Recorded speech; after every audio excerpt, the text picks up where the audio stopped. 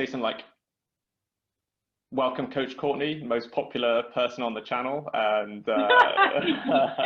we're here to talk about your latest yeah.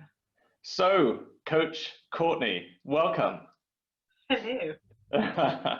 Tell us about your latest challenge. Okay, thank you for having me. Well, my latest challenge is the Brighton Marathon. Okay. Yeah, I signed, which is the 10th of April. So how many days is that? Couple days time. Hold on, yes, this Sunday. This Sunday. I'll probably be, what time is it now? 10 to 1. So in about 48 hours ish, I should be about over halfway. That's the idea. Okay, yeah. I mean, we'll see. But I'll be running anyway. Whatever point I'm at, I'll be running, hopefully. Yeah. Not in pain. Hopefully not. Yeah, so yeah, Brighton Marathon, my first marathon, which I signed up for because I got a FOMO of the London Marathon, which I think was September. Yeah, a lot of people do popular marathon. Yeah. They reject me enough times, so yeah. Yeah, well, I have actually tried 5 times to get, 4 times, I think, to get into the London Marathon, as in on the ballot. Yeah. We've got a nice running jacket, 2 running jackets, because I occasionally run around those with the shame that people will think, oh, so you ran the thing. Yeah. No. But I'm like the guy who has a Ferrari keychain, but no Ferrari. Also, all the gear. Some idea. So yeah, I signed up for that when with the London Marathon, because I was just watching London Marathon. I usually watch part of London Marathon, maybe not all of it each year. And I have been to watch it in person as part of the Meningitis Trust. So we went as part of like the support crew. Okay. And we were on about the 23rd mile. So we were there dishing out like sweets and water and just cheering and everything. And it was just, that was probably when I think that was when I first started. The year after was when I first started applying. I don't remember what year it was now, 30 years ago now. But I remember being there and you just get so overwhelmed with emotion, because you're just like seeing all these runners and you've got nothing but admiration for every single runner, whether they look like they're in pain, breathing it, smiling the whole way, like whatever, you've just got pure admiration for them. I'd imagine that you're on the other side of it, just like, woo, go.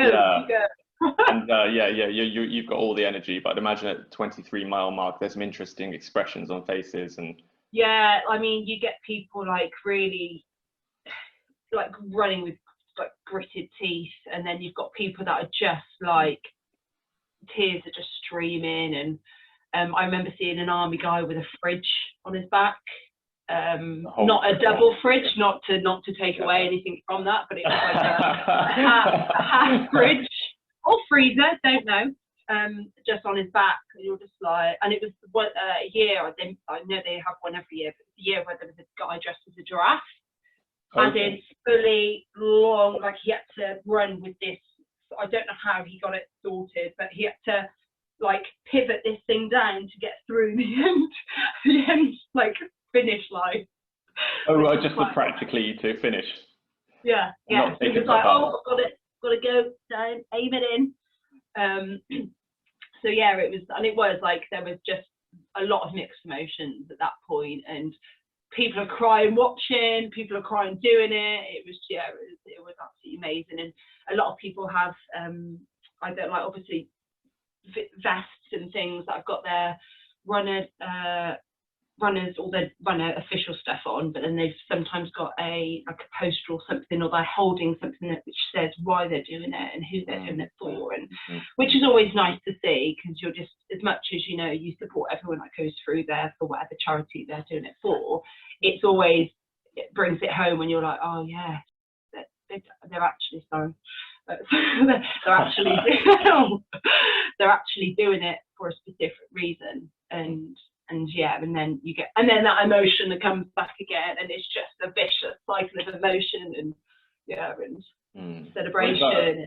Is that a good point to ask you why you're running? Yeah, so I'm Neurone Disease Association, and I'm running for this because a family friend of ours got diagnosed with this. What month are we on?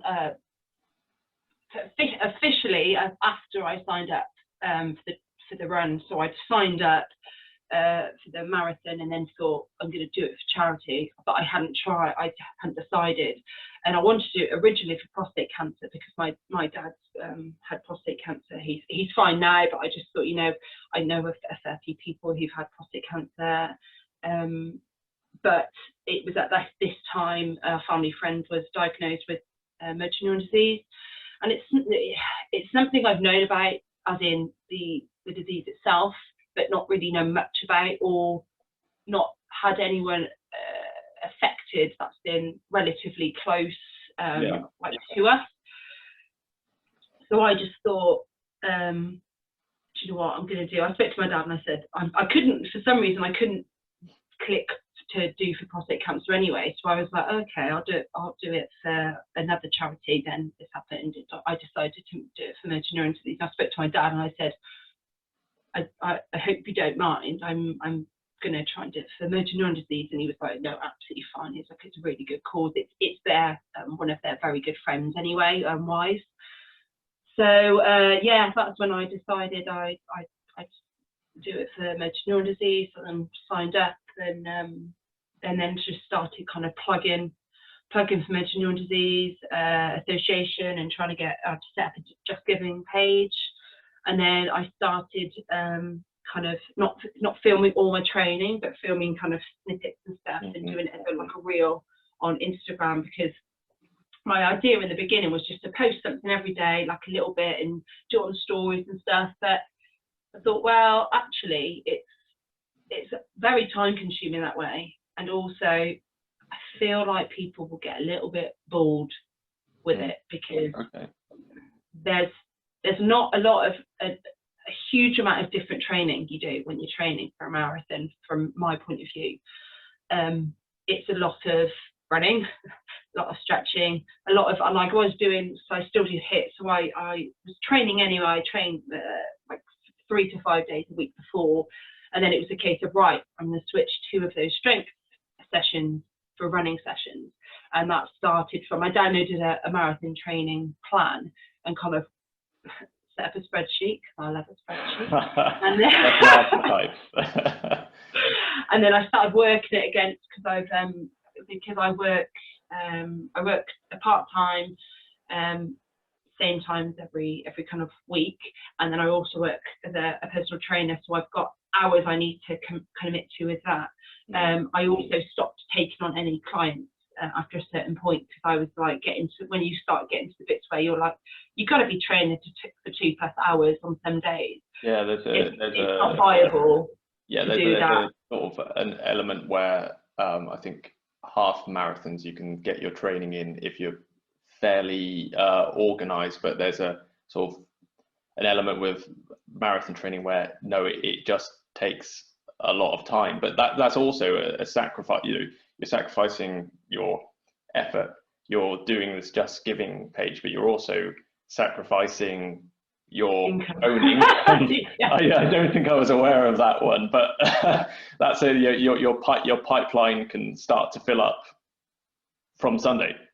Yeah. But it was, I mean, I didn't do it from the get-go. It was just getting to the point where I was like, right, because hours started changing, and I was just starting, and the weather as well. I didn't want to get to a point where it was rubbish in the morning, but lovely. I say lovely, dry in the afternoon. I didn't want them to be like, right, well, I'm forcing myself to do it. I know I'm not a fair weather runner, but I know to some point it's just like, if it's torrential rain, I'm not going to be going out and running. No, just grinding. Yeah.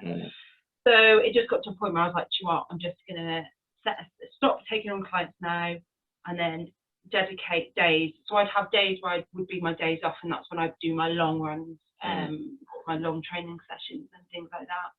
So it just started to kind of take form. I guess the first few months, kind of I continued as I was and just put a little bit more shorter runs in, because I was still doing kind of HIIT stuff and relatively still doing strength training. I still wanted to keep some resistance training in there. For me, it's just part of what I do, and also it's beneficial to anyone to be doing resistance training as well. So yeah, and then it just kind of gradually, as I got the runs getting longer and longer, the strength training, it was still strength training, it just wasn't heavy strength training and stuff like that. And it was just, so I was kind of intrigued to see how my body would change during. Okay. I haven't really seen much difference, if I'm honest. A little bit disappointed. I was hoping I'd be like, body transformation, I've now got a six pack. And like, yeah, no, it's not. No, well, also you got to also be fueling your run. Oh, well, this is the thing. It was like, if I lose weight during the whole process just because I'm training more, great, but I don't want to lose too much weight, because it obviously means I'm in a calorie deficit, and I want to be fueling my long runs and stuff like that. So I mean, that would have been, I mean, I've lost a little bit, but that wasn't the main goal. The main goal is to drag my ass around to 26 miles. We are actually on that point that you're talking about the long run. So what is the maximum distance you've done so far? Because obviously it's 26.2 miles. 18 miles, okay. 18. I wanted to get to 21 and I wanted to do it twice, but the world had different ideas to me. So ironically, and actually it was the day we did that long trail run. Oh yeah, the canals and so on. Yeah, great time trail run, great time to sprain an ankle or break an ankle or something with a little fall. That would have been an opportune moment to do that. And even that evening, went out to the lady who's been diagnosed, who I'm running for. It was her 60th birthday, belated, but also a charity event to raise money for Neurone Disease. I was slightly apprehensive about going because it was still COVID times, but the restrictions had kind of gone. But I was apprehensive about going because I was like, I don't want to get COVID, I don't want to ruin it, blah, blah, blah. But I thought, do you know what, I'm going there, I'll support her, blah, blah. Dancing through the evening, lovely. Also dancing heels about that big, another opportune moment that I could have damaged an ankle, like tripped or something, but no, fine.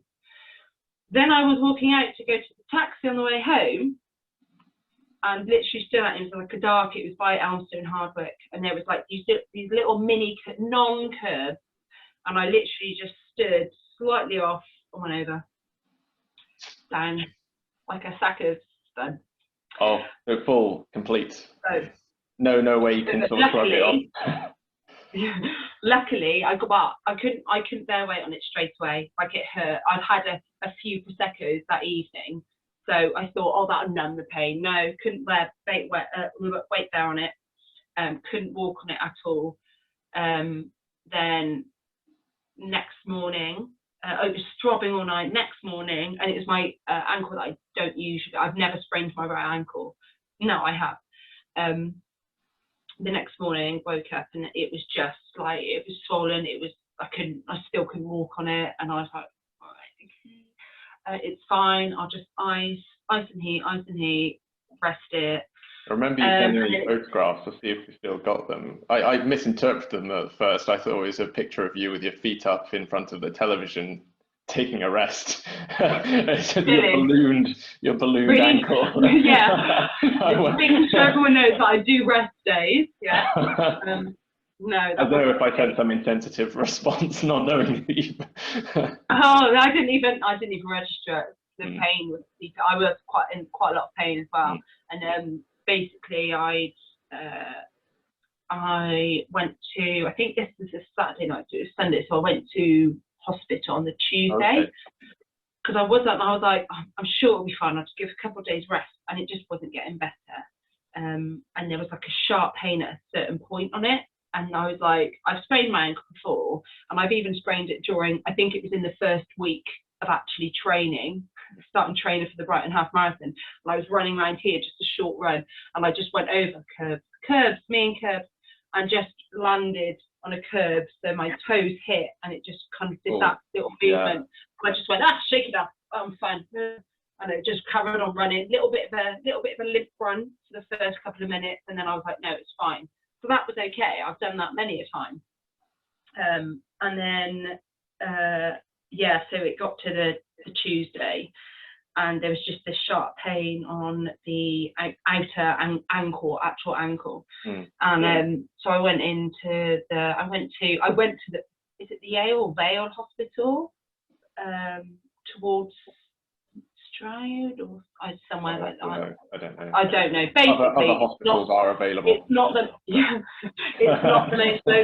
the most local hospital to me, but the quietest one, because I was also aware that people going into hospital and getting COVID.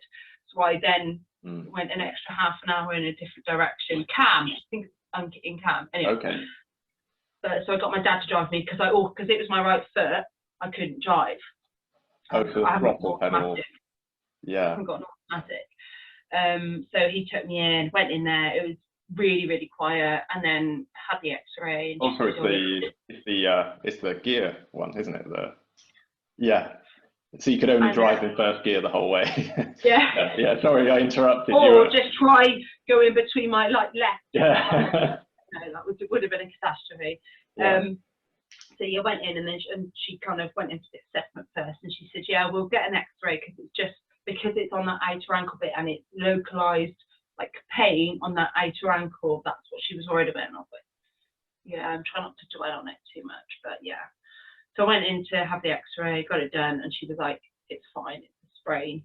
Don't do anything. Yeah, don't do anything for a week or two." And I was like, "That's not the plan." Sorry, doctor, I don't think you know who I am. And I was like, "Your name here says." Yeah. And she was like, "Yeah, just rest for it." And I was like, "So how long should I be resting?" And she's like, "I'd say a week or two." And I was like, I hear you. Okay, I'll just see how it goes. Of course, you give your clients completely different recommendations to the ones you give yourself. I'm like, yeah, that's what I was thinking. So I did actually do, because it was a week before Christmas, so it also annoyed me because like the rest of the world, I like to eat quite a lot during Christmas. There's always chocolates lying around, or nuts, or just lots of little piggy things. And I thought it'll be fine because I'll be running throughout the Christmas period. Yeah, just run through it. Continuous fueling, continuous running goes hand in hand. I think there was some phrase from like triathlon runners that if the furnace is burning fiercely enough, you can throw anything into it, including McDonald's and yeah. So yeah, that also tripped me up somewhat as well, because I was like, well, I'm literally doing nothing. Week before Christmas, I'm now resting. So the Christmas period, which is like the pivotal moment, is like, I can keep going. While everyone else is wrapping themselves in jumpers and not going outside, I'll be outside running through. You've got a higher purpose too, yeah. Yeah, didn't. So I did take about 2 weeks off, maybe a week and a half, but about that, and I was quite good with myself. Like I was like, a few times I was like, I could just go on the bike just for a little bit because it's not as much movement. I was like, no, don't do it, Courtney, don't do it. Just ignore your impulses, and just do what the doctor says and rest. So I did for the majority. Okay. Then I started small runs again, and I mean, like I went out for a 15-minute run. Actually, I think my first one was a 5-minute run, literally just to see how it was, and then I started building up. And because it was obviously before Christmas, which was 4 months ago now, 4 going on 5, I was very aware that I need to start climbing back up with the mileage. So, and I did. I started climbing up, and I was doing it smart. You know, I was training smart, not hard. And I was quite regimented with it. Like I wasn't pushing myself too much, and yeah, and I started climbing up again, and I think I got back up to 10K within a week or two. Okay, and with the feedback that you weren't getting too much, especially that sharp pain that you mentioned. Yeah, no, and it was fine, and it was although I think I was just more wary, like of where I was literally staring at the floor of where I was putting my foot, as opposed to looking. Usually I'm like running upright, eyes forward, yeah, and then I was like, where am I putting my foot? So I was just aware of everything that was in front of me. Yeah. I was like avoiding curbs like the plague. Yeah, I was like not doing really trail runs, because obviously the uneven ground. Oh yeah, that's great. Uneven ground is great to support the stabilizing muscles in your legs, ankles, all that lot. Unless you're trying to, you know, recover somewhat. Yeah, not for another time maybe. Yeah, and I did do trail walks, because obviously it's less low impact and things, and I think, you know, that was getting my ankle moving. I was doing a lot of the ankle mobility stretches and things like that. I mean, I wasn't spending hours doing it, but I'd be sat.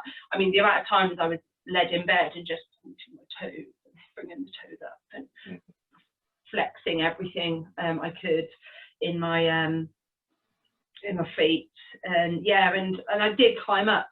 And I was quite happy with the progress. I think I remember messaging you going, just so you know, I'm back up to whatever it was. And yeah, and then I can't think how long after, but basically started to get a twinge in my hamstring, and it was my right hamstring, and also my left quad, and I think that was the imbalance from where I was overcompensating on the left side because of the right side sprain. And also the way it sort of goes up in sequence through your body. Yeah, it's great. The human body is amazing, but yeah, it was just frustrating. So I started getting massages, regular massages, once a week massages, and it was like ironing out, just like for maintenance. I actually started it just before, I think, as a maintenance thing, and then I went out for a run, and within the first 3 minutes of running, my right hamstring, I was like, that's not right. And usually I'd be like, ignore it, you just need to warm up, keep going. But because of everything else that I've gone on, because I was in it for the long game, I was like, be smart, Courtenay, go home. So I literally stopped running and just walked back.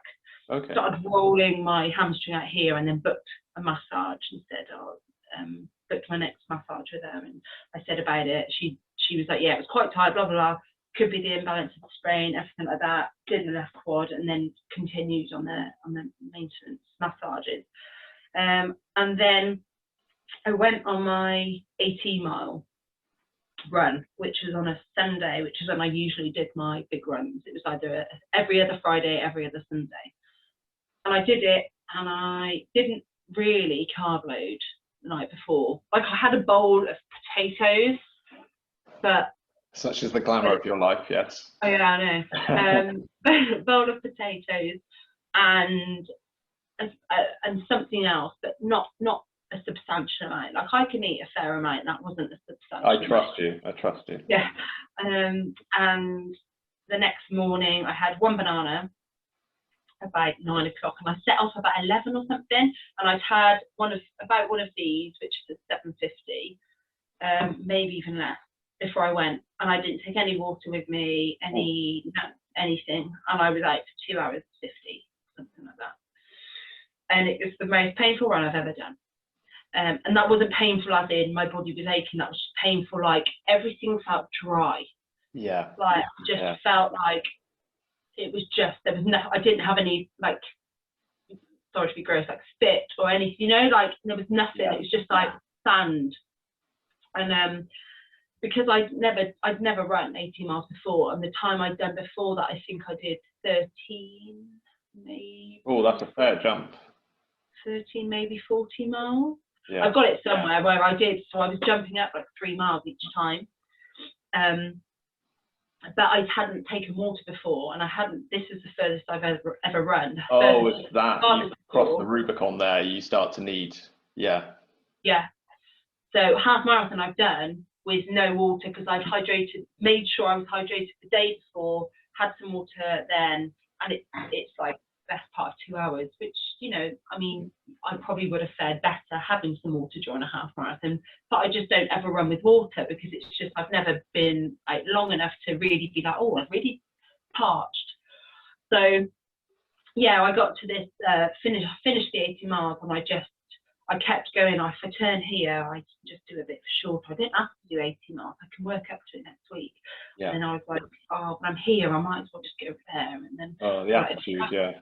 Just my men, like I always have, every single run, whether it's 5K or 80 miles, I always have this mental debate with myself, like, oh, I could just turn here. I don't have to do this run. I don't have to do this run. I could walk for a bit.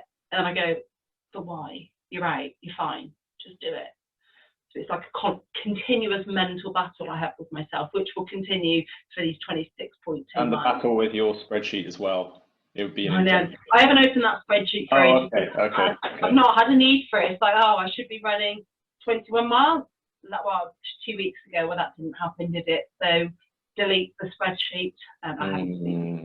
But that same attitude of, you know, you've got a distance in mind, that's surely going to help. You know, you're used to delivering, and if anything, delivering whilst dehydrated, because I think it's not just your mouth. It tends to just feel like your whole body feels heavier and weaker. Like it needs a good oiling.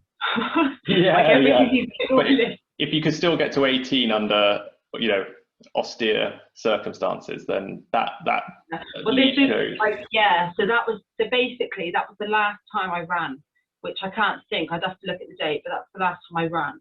So after that run, I went on a shorter run a few days later, and I started getting a twinge in my ankle, which had twinged during the 80 miles, but nearing the end. And I was like, oh crap, okay. So, and this is not that long ago. This isn't in the last couple of months or so. And then I was like, right, okay, it's twinging. Don't run on it, it's twinging. So then I switched. Every long run that I would have done, I did on an airdyne bike. And I don't know if you've ever been on an airdyne bike. It's one of those ones where you move the arms as well. Basically, they're hell. It doesn't sound fun, no. But I was like, but the thing is, once you get running, like for a long time, it's not, I say not fun, it is a grind. So I was like, that's probably the perfect switch, because you're using your arms and you're using your legs. So you're running as opposed to a row, which is obviously more heavy on the legs and the glutes. Still good. So I was switching between rowing and on the bike, and I was getting Netflix on. It was great. So yeah, then I switched it, and I thought I'll do a couple of weeks. So I'm doing the airdyne. I was getting on there and I started doing like 10K on it, and then I get up to 18, but it's obviously, it is easier on your limbs and easier generally than running. Like 18K on a bike is a hell of a lot easier than 18K running. So I was trying to go a little bit further on the bike, because I was like, I need to kind of get a bit more done, because I've already done 18 miles running. And then it got to a point where it wasn't getting better. It was still niggling. I rested it essentially, and it was still niggling. So then I went to a physio who clicked it, and like she was just saying about it. She was saying she's just kind of doing a physio thing, which I used to get physio a little bit, and I forgot how much it hurts. But you're paying her for it, so you can't moan. So I went there, and she was kind of assessed it and everything, and just was doing some work on it, and just said, I kind of said what I've been doing, and she said, well, to be honest, it sounds like everything you've been doing correctly. It's not like, you know, you've just stopped training completely and done nothing. Because she said if it is tendons and stuff, they tend not to like being rested, because then you go stiff. Oh, okay, yeah. So I was like, right, well, that's good. At least I didn't rest. So yeah, and I went back to her a few times, and it got to the point where I was just kind of happy with doing the airdyne for quite a long period, and I was doing some cardio HIIT stuff, doing a little bit of strength as well, so I was quite content with my training. I didn't feel like I was cheating myself by not doing any running. And then I got COVID. Oh God. Yeah. I mean, sorry. And now I'm saying all of this like that. I'm like, oh, why haven't I got my own TV? What is it? If it were a Shakespeare play, would it be in the tragedy category or the comedy category? Cue the dun dun dun. So yeah, and it was. I tell you, like, going back slightly, I had started to run and walk a little bit on a treadmill, but not far. No, and also, like, once you get out, you're sort of committed, but you can just press stop or slow down. And exactly. Yeah. It was like, because we've got to work, so I did about an hour and a half on the treadmill, but it was, I'd walk for 5 minutes, run, like jog. I wasn't running, it was jogging for 5 minutes, 5 minutes walking, 10 minutes jogging, 5 minutes walking, 15 minutes and going up in 5 minute increments and stuff. And it was feeling okay. And it was only the latter part where it started to feel like it was tightening up. But I feel like that's because I was going quite a slow pace. And I don't know if this is a thing, but when I tend to go out running, I find it harder slowing yourself down, as in slower than your usual pace, and just kind of keeping yourself moving. Yeah, no, I think that was almost what that book, The 80-20 Runner, was about, of people instinctively find this moderate pace in the middle, but they don't tend to run particularly fast and they don't tend to run particularly slow, and that actually running fast is hard, clearly, and your body doesn't like it. It's a lot of stress on the body, but running slow, wow, that's more difficult than it sounds. Like, even like I and it's like you really overthink every time your foot hits the floor. You're like, it feels like you're really exaggerating this movement, and it's like, this doesn't feel natural at all. So it's finding that fine line in between, and I do think, because I was going at that slower pace, purposely obviously going at that slower pace, knowing I was going at that slower pace because I'm setting on a treadmill. So I know I am. Yeah, it's the feelings, and it's the digits in front of you, and I know that I'm going slower, and that's really hard as well. Oh, but with your personality type, it might be for the best that you've plugged it in, and like, it's really hard, because you're just like, I could just press that. Arrow. You're like, no, stop it. So so I was, and again, I've really throughout the whole thing, I've had to reel it in and be like, just listen to your body, and that's the main thing I would say, is listen to your body. If something doesn't feel right, don't continue running just because your spreadsheet says you've got to do 30 miles. That was really, like, it's quite an eye-opener, and it actually takes a lot of pressure off, for me anyway. That's what I found, because I'm going into this run being like, doesn't matter if I finish it in 3.5 hours or 6 hours, it doesn't matter for me. I'm not going on the whole process. I'm not worried about my pace. I've got my watch on, but I don't look at it when I'm out running. I look at it when I get back and go, oh, that was quite a good pace, and that actually felt quite good. Or I'll come back in and go, oh, that felt really slow. And I'm like, oh no, standard pace, must have been dehydrated, haven't eaten enough. So it's little things like that. After the event. Yeah, but I guess if we had the spreadsheet version and everything had gone more or less to plan, then actually you've got the fun in that focus, that it's almost like there's everything to lose. Whereas here you've had a little broken ankle, a big broken ankle, COVID, which, you know, we'll see what that does to your lungs.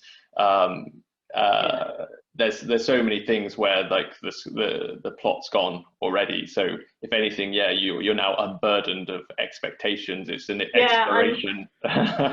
And I did feel, because I'd never really gone for a time, I'm not worried about pace, but I was actually enjoying the training. Like, when I was training, I was enjoying it. It got to a point when I was like, oh, I've got to fit this in today. And there'd be times I'd wake and be like, I should probably get going now, because it's meant to be raining later, or it's meant to be whatever. And I'd be like, and then you're like, just go out and do it. You just go out and do it. And then I would. But I've enjoyed not thinking, right, I've got to get a sub 8 mile like pace, 8-minute mile pace. So I did enjoy that side of it. But then, yeah, and I started to run, and then I got COVID, and I had about a 4 or 5 day where I had fever, and a cough and nasal, and I still feel like I sound nasally, but I feel fine. And it's been about a week since I've been negative.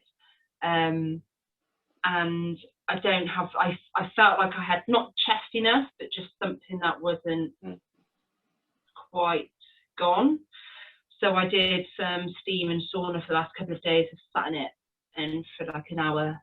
I was even in the steam yesterday doing squats, because but not like silly, like go really fast. I was just like, I sat in there, started doing some really deep breaths, and then I was like, look, might as well try and exert a bit more energy while I'm in this environment, because that's when my lungs are going to be wanting to work, and I'll see maybe if there's a little, you know, still a little issue. And I started doing some, I just did like a minute on, minute off, minute on, minute off, just for like 10 minutes.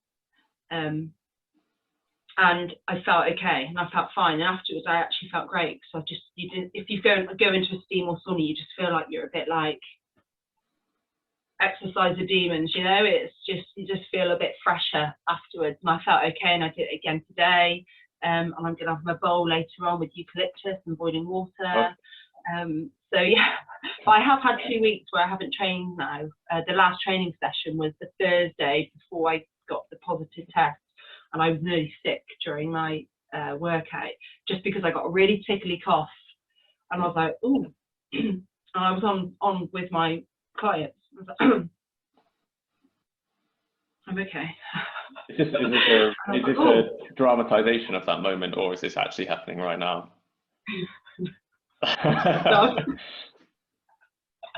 Dramatization at the moment.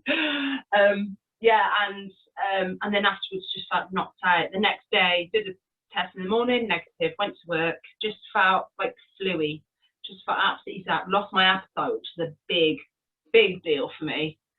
And I'm like, something terrible has happened. And then got back in the evening, and my one from the morning, my LFT, which I'd left 40 minutes, bearing in mind it's meant to work in 20 and 30, had then the faintest positive line. So I was like, bugger. So I then called my manager, like, this has just happened, I'm going to do another one now. I did it, and within 5 minutes it was clearly positive. So then had about 9 days worth of positive tests. Well, that's a fair while. Yeah, it was getting fainter. At one point, it looked like someone just got a marker and just gone positive, and it was like, oh my god, so this isn't going away then. And yeah, and I was doing it every day because I had my friend's wedding last weekend. So I also had that. It was really inconvenient timing, all round really. And I was negative on the morning of her wedding, so I was like, right, we're down to Bristol. Yeah, and I haven't done anything since that Thursday, which would have been 2 weeks, just over 2 weeks ago now. So I'm in the mindset of there's nothing I can do now that's going to benefit me, as in training wise, that's going to benefit me for Sunday. It is what it is. I've tried to put as much work as I can in. I'll just see where what happens on the day. And yeah, all I can do now is think about my mental and my health well-being as much as I can until I start the run. I was just going to say though, is Brighton Marathon is a big one. Do they actually have sort of one of those tracking mechanisms? So not just but like sometimes it's like live updates. Yeah, so I think there is a app that you can track. I'll download that and I'll put it in like the show notes as well if anyone else wants to track. But it's just Brighton Marathon weekend app or something, and then it says find athlete, because apparently I'm an athlete. And then you put You're the probably name in. more athlete than most people turning up. Well, yeah. So I've said that's going to be. I'm going to try and do some live videos and stuff, drawing, but we'll see what happens. It depends what kind of headspace I'm in. The first 5 miles might be like just concentrate and focus on where you're going, and then I might start to enjoy it a bit more, get into my groove. And well, I think there's other things as well that would be so different to your training that you'll have like the crowd, you know, that or stadium kind of. Oh yeah, 100%. Yeah. And actually, that's part of the reason probably, why I was like, I have to do it I want to do it for charity, because I want those Mm. people screaming at me to be like, when I'm at the 20th mile, the 23rd mile, being like, I'm putting my name on it as well. I'm putting my name on it. I need people to be like, cool. Yeah. Keep going. Don't stop now, Courtney. Well, actually, there's another question I had. Is so you're running for this charity, Just Giving page. That's a different type of ambition. Obviously, like the ethos is there, but how are you doing on the fundraising? I'm glad you. Or is it going to be a live update? Wow. You smashed it. Live. Oh my God, it's great if I did. God, I'm getting nervous. I've got 500 to raise and I've got £400. Oh, so you're 100 off. Yeah, just so, and that's the page. Oh, there.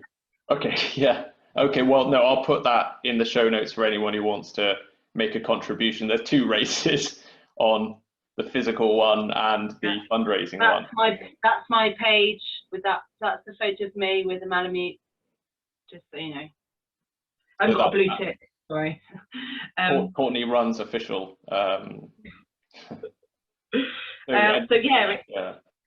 It's nearly there, but it's not like the end for the Just Giving. It's like, right, as soon as that race started, no one can donate. It keeps going. I mean, I'm pretty sure it's until maybe the end of April or even a little bit. I don't know when it actually stops, but I think there are a lot of people that'll be like, I'll do it when she runs it.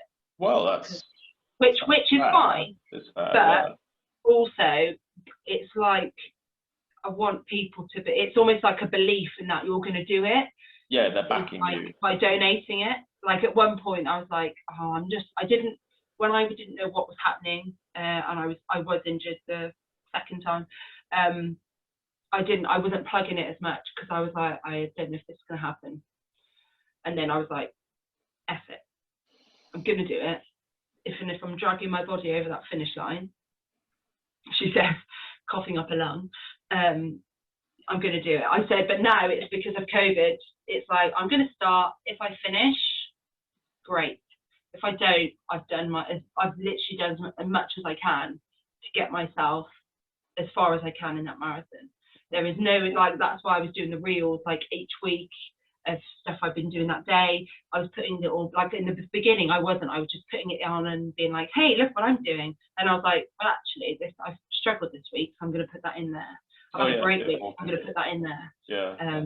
Even little things, and it was just like down to clothes you wear, because I don't know about you, but it's really bloody annoying if you're trying to do a long run. You've got a lot to focus and think about, and you're like pulling up leggings, and your headband's falling off, and you're trying to pull up your socks because they've gone right down into your shoe, and it's all little things like that. And it's like, kit is quite a big thing for me. So I was like, oh, actually, I find a nice pair of leggings and a really comfortable sports bra that is supportive, because I'm literally key on wearing supportive sports bras, whether you've got fried eggs or melons, you need to be supporting. That's the official terminology. Yeah.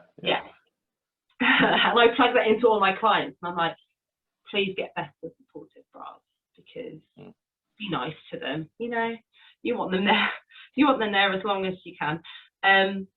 So yeah, it was just like little things, and I was just kind of like not painting a picture like, my training's going great, have a great week, guys. It was like, been a bit rubbish, felt a bit crap, probably should have eaten more, hasn't really been a productive week, having a day off, you know, little things like that. And so then I started to plug it in again, even when I was doing my training, but it wasn't the running, it was the dying and stuff. It was quite samey stuff, so I wasn't putting as much on the reel. I was just keeping it kind of light and then putting more in the blurb side of it. So I haven't done one last week, so I was like, I've done nothing. So I'm going to keep it for the hopefully post race. Indeed, indeed. So Yeah. also, do you think the cause is going to be sort of a motivating factor? Obviously, it's been a motivating factor so far. Is it going to be a motivating factor in the final 5 miles or? Yeah, I think like I think I've said to Steve. Sorry, I'm going to stop blurting out things. Are you on about what is going to keep me motivated during the exam? I think almost, look at the Courtenay of the past, where she was at a post, or what was it, 23 miles? You were encouraging people on, but now it'll be the mirror image of, you'll be one of those people looking beautiful, of course, but serene. But inside you've got questions. Yeah, I like a lot of it, and I think I've mentioned this to you before, because obviously the charity that I'm running for, I started looking into a bit more, and I know a little bit more about it now, and I think it's kind of a blessing that I'm even able to start the marathon.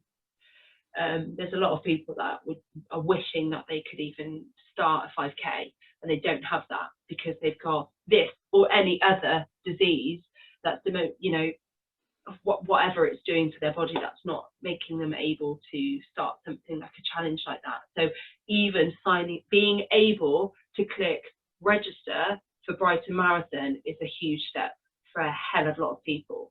So I'm thinking about that, and thinking about the amount of people that would love to be able to walk 100 meters without getting out of breath, without needing assistance, without whatever it is.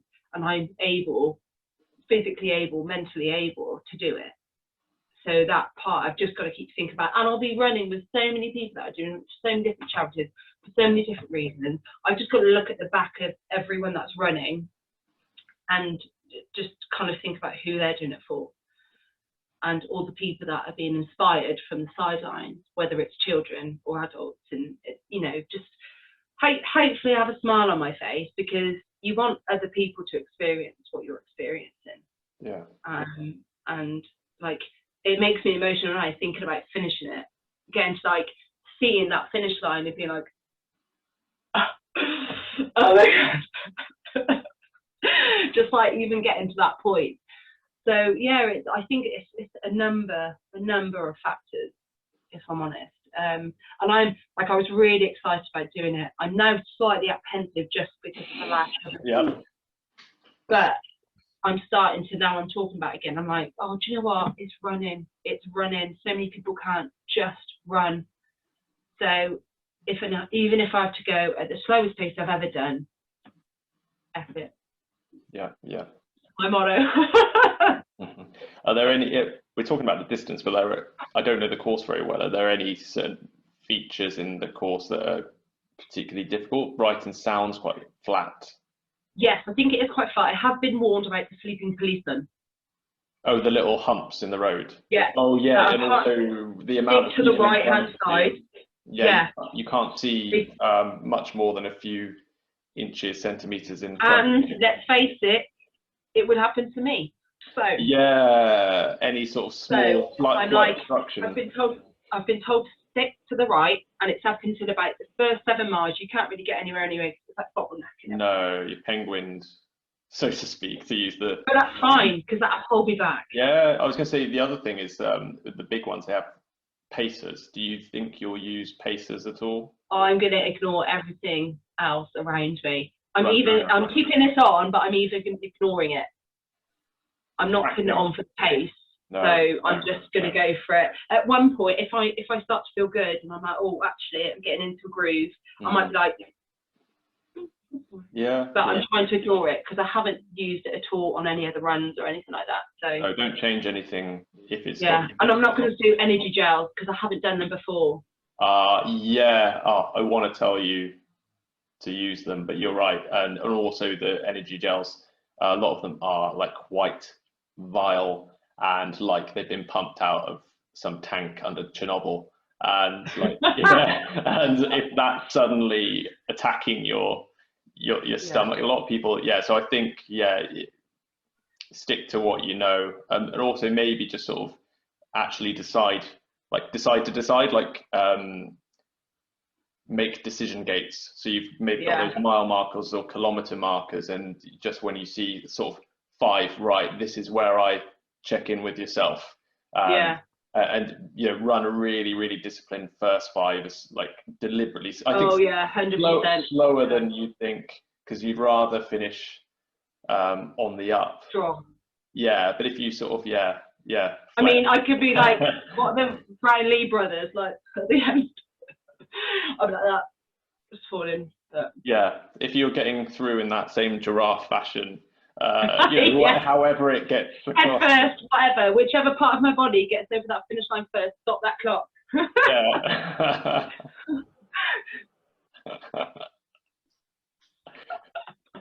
So there's a few things. So we've got the fundraising total. So we'll put a link to that. Even if you're watching this later, you can still contribute, hopefully. On the day, if we can, we'll link to that sort of live tagging feed, so you can actually watch I think you can watch the progress of Courtenay as she goes around the course. But also, I think we sort of agreed provisionally to have another chat to see how it goes. I'm going to try and do some live stuff, whether it's live or videos. I might. It depends what button I happen to press when I pick my phone up, to be honest. It'd be like, oh. Be kind to the Courtenay of Sunday. She's a different woman to the one who's speaking now. Yeah, she's unreasonable. So it just depends on how it's going. But I'm going to try and at least do, if not live, do some videos that I can then put on my reel or something at a later date and plug it. So what's that? Sorry. Instagram. Yeah. Yeah. So I'll put that in as well. But otherwise, I guess is it time to call it a close? Yeah. Well, so Courtenay, 2 days away from the big marathon. Best of luck. Thank you.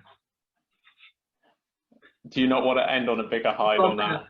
This is vodka. Well, I did notice that you mentioned it was exactly the same centiliter as a bottle of vodka. That's the reason. No, I am super excited about it. I'm excited, nervous. Yeah, just a happy mix, I think. Okay. To be honest, I'm all nervous about making sure I've got my bag packed correctly. Yeah, so get that thing pinned onto your shirt the night before, and you don't want to be faffing around with. Oh no, and putting it through my finger, and oh no, yeah, I'll be doing all that. I'm collecting it on the Saturday, so we're going today to Brighton. Okay. We'll get there tonight, and then we've got a day to fast. Then where we're staying is about a half-hour walk to the start and about a 20-minute walk to the finish. Okay. So, and you kind of come back around a little bit, so it'll be great. It'll be great. And it'd be nice if it's nice, like cloudy but bright. If I could order the weather, cloudy but bright would be what I would order. Yeah. But it won't matter. It won't matter on the. Well, you'll just have to. You'll deal with it. You'll have to deal with it. But you'll deal with it admirably, I'm sure. But let me just check on that weather. So on the Sunday.